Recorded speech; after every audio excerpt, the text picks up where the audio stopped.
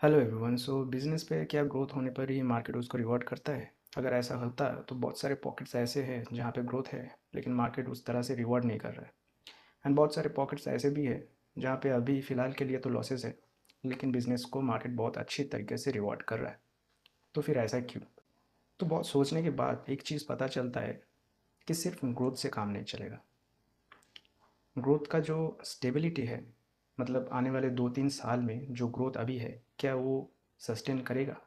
मतलब उसका जो स्टेबिलिटी है उसके ऊपर भी डिपेंड करता है, क्योंकि मार्केट को बहुत अच्छा लगता है ऐसी ग्रोथ जो आगे जाके कंजिक्यूटिवली ग्रो कर सकते हैं एंड स्टेबलाइज है, रादर देन कि कोई एक पर्टिकुलर इवेंट की वजह से ग्रोथ आया है एंड आगे जाके मार्केट को पता नहीं कि वो ग्रोथ बरकरार रहेगा या फिर नहीं रहेगा। तो ऐसे सिचुएशन में मार्केट बहुत ज़्यादा एक्साइटेड नहीं होता है। इसका सबसे बहुत अच्छा एग्जांपल क्या है कि जब हम लोग स्कूल में पढ़ते थे तो क्लास का जो टॉपर होता था ना, अगर वो कोई गलती करे तो टीचर्स उतना उनको डांटता नहीं है। लेकिन सेम गलतियाँ अगर बैक बेंचर कोई लड़का कर दे तो उसका गार्जियन कॉल हो जाता था, क्योंकि टीचर्स को लगता था कि जो टॉपर है ना उसमें थोड़ा समझदारी है, अगर उसको समझाया जाए तो आगे जाके शायद सेम गलती ना करे। लेकिन जो बैक बेंचर है उसके ऊपर टीचर्स को उतना भरोसा नहीं होता था, क्या पता ये हमारी बात सुनेगा कि भी नहीं। अगर कोई अनहोनी हो जाए इन फ्यूचर तो उसका रिस्पॉन्सिबिलिटी पूरा टीचर्स को लेना पड़ेगा। इससे बेहतर है कि वो गार्जियन को भी इन्फॉर्म कर देता है, देखो आपका बेटा जो है वो बिगड़ रहा है, उसको आप संभालो, हम लोग भी उसको बहुत वार्न कर चुके हैं। तो सिस्टम कुछ ऐसा है, बिजनेस में भी कुछ ऐसा ही होता है। तो विजिबिलिटी होना चाहिए। एंड उसके साथ साथ मैं एक चीज़ और भी देख रहा था कि सिर्फ बिजनेस को किस में ग्रोथ है उसको देख के ना आप प्रेडिक्ट नहीं कर सकते हो कि कौन सा चीज़ मार्केट को अच्छा लगेगा एंड कौन सा चीज़ मार्केट को बुरा लगेगा, राइट? एक पर्टिकुलर बिजनेस पे किसी का व्यू बुलिश हो सकता है, किसी का व्यू बेरिश हो सकता है, लेकिन डिपेंड करता है कि कौन राइट होगा और कौन रॉन्ग होगा।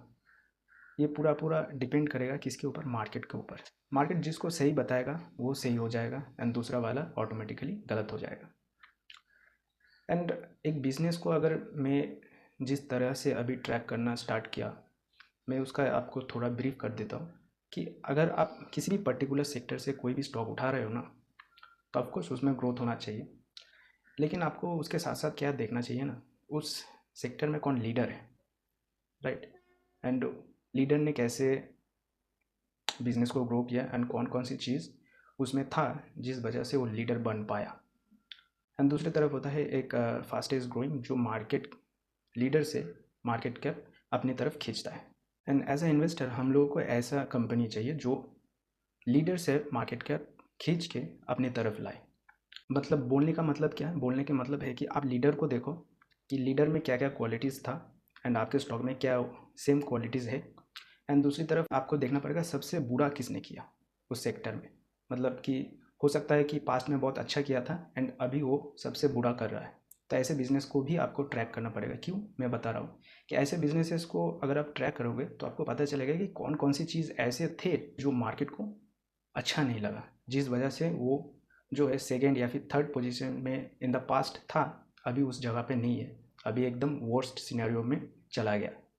तो ऐसे बिजनेसेस से क्या होगा ना, आप एज ए इन्वेस्टर हम लोगों का प्रायोरिटी क्या होना चाहिए? एज ए इन्वेस्टर हम लोगों का प्रायोरिटी होना चाहिए कि हमें ऐसा बिजनेस चाहिए किसी भी सेक्टर में जो मार्केट लीडर से अपना मार्केट शेयर है उसको कैप्चर करे एंड वो उस सेक्टर में सबसे फास्टेस्ट ग्रोइंग हो, राइट? लेकिन उसके साथ साथ एक चीज़ और भी देखना पड़ेगा, क्योंकि अगर एक बिजनेस में सब कुछ सही है तो उसमें गलत क्या है, वो चीज़ जब हम लोग उस बिज़नेस के साथ ग्रो होते हैं तो हमको उतना समझ में नहीं आता है। अगर आप सेम टाइम देखोगे कि उस बिज़नेस में लीडर के साथ साथ और कौन कौन से प्लेयर पास्ट में था जो अभी एकदम ख़राब हो चुका है, एंड उससे पता चलेगा कि बिज़नेस में क्या क्या चीज़ें होने से मार्केट उसको पसंद नहीं करेगा।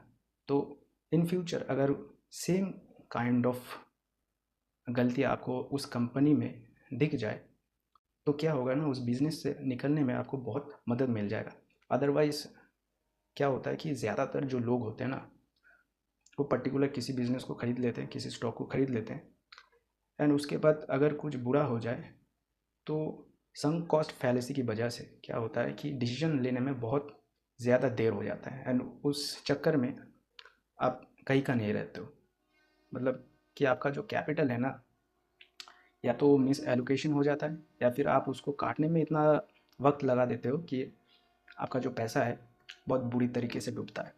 मैं आपको अपनी बात बताता हूँ, मैं क्या करता हूँ कि अगर कोई पर्टिकुलर बिजनेस में मुझे अगर कन्विक्शन नहीं है, या फिर मुझे अभी फ़िलहाल के लिए पता नहीं चल रहा है कि क्या हो रहा है, तो मैं क्या करता हूँ कि मैं अपने पोजीशन सबसे पहले साफ़ करता हूँ। क्यों? क्योंकि कैपिटल सबके पास लिमिटेड है, राइट? अगर आपका कैपिटल चला जाएगा तो आगे जाके जितने भी अपॉर्चुनिटीज़ आपको मिलेगा, आप उसको ग्रैब नहीं कर पाओगे, क्योंकि आपके पास तो कैपिटल है ही नहीं। अगर कैपिटल रहेगा, अपॉर्चुनिटी आपको मिल जाएगा। एंड पोजीशन काटने के बाद, पूरा घर साफ़ करने के बाद, मैं सोचता हूँ, लॉजिकल थिंकिंग करना स्टार्ट करता हूँ, क्या वो सही है, गलत है? अगर गलत है, अगर मैं गलत हूँ कि जल्दबाजी में मैंने काट दिया, तो मैं फिर से ऐड करता हूँ। अगर मेरा लॉजिकल थिंकिंग या फिर मेरा जो भी इन्वेस्टमेंट थीसिस है वो अगर सही बैठता है, तो फिर मैं उसको मूव ऑन करता हूँ, दूसरा कोई स्टॉक ढूंढता हूँ। तो यही चीज़ बोलना था। तो वीडियो बहुत लंबा हो गया, तो क्योंकि मेरे पास नेट नहीं है तो अपलोड का बहुत प्रॉब्लम होता है, तो इतना ही रखते हैं। तो बोलने का मतलब यही था कि बिज़नेस को सिर्फ ग्रोथ पर्सपेक्टिव से मत देखो, उसके साथ साथ मार्केट लीडर को भी देखो। उसके साथ साथ एक चीज़ और भी देखो कि मार्केट में कौन सा ऐसा प्लेयर था जो मार्केट में बहुत अच्छा करता था लेकिन अभी बहुत बुरा कर रहा है, तो उसको भी ट्रैक करो। इससे क्या होगा कि आपको दोनों साइड का आपको एक व्यू मिल जाएगा, तो आपका जो डिसीजंस होगा वो बहुत ही एक्यूरेट होगा, एंड आपको हेल्प करेगा कोई भी डिसीजंस लेने में। अगर आप बैंकिंग सेक्टर में देखोगे तो HDFC लीडर था, अभी भी है, बस उसमें ग्रोथ नहीं है, लेकिन उसका एसेट क्वालिटी, उसका बाकी जो सब कुछ है वो बहुत अच्छा है। इसलिए देखोगे आप, स्टॉक उतना गिरता नहीं है, लेकिन स्टॉक चलता भी नहीं है। एंड सेम सिनेरियो अगर आप देखोगे 2016-17 से पहले, तो येस बैंक बहुत अच्छा प्लेयर था बैंकिंग में, प्राइवेट बैंकिंग में, लेकिन उसमें कुछ गड़बड़ी हुई, एंड वो अभी के लिए फ़िलहाल कहीं पे भी स्टैंड नहीं करता। तो दोनों, अगर आप किसी भी प्राइवेट बैंक को अगर आप एनालिसिस करोगे ना, तो HDFC बैंक को आप दिमाग में रखोगे, एंड उसके साथ ऑल्सो आपको येस बैंक जो है उसको भी आपको माइंड में रखना पड़ेगा कि येस बैंक के साथ ऐसा क्या हुआ था जिसकी वजह से उसका जो खेल है वो पूरा ख़त्म हो चुका है।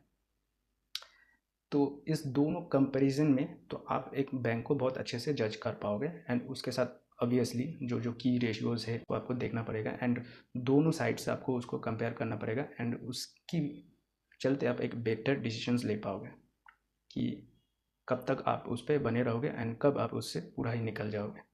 तो आज के लिए बस इतना ही, मिलेंगे अगले एक नए वीडियो के लिए।